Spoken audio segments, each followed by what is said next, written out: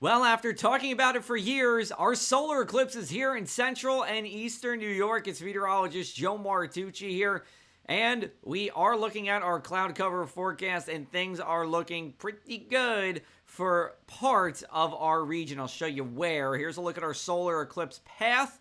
Actually, a good amount of cloud cover in the deep south and getting into places like Arkansas, Waco, Texas here. But let's take a look at what's happening closer to us.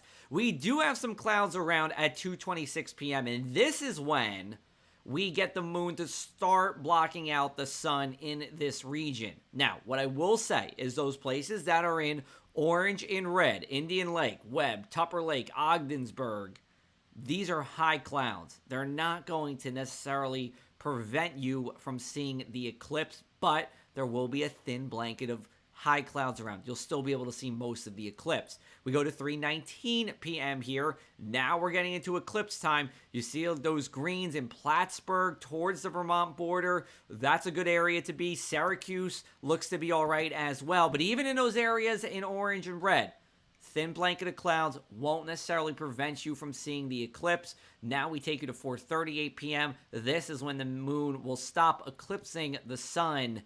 And then we go into the evening here. And we actually have a pretty nice night. But in terms of the cloud cover, some of those clouds will still remain into our Monday night. So let's time this out for you here. The partial eclipse begins around 2:37 p.m.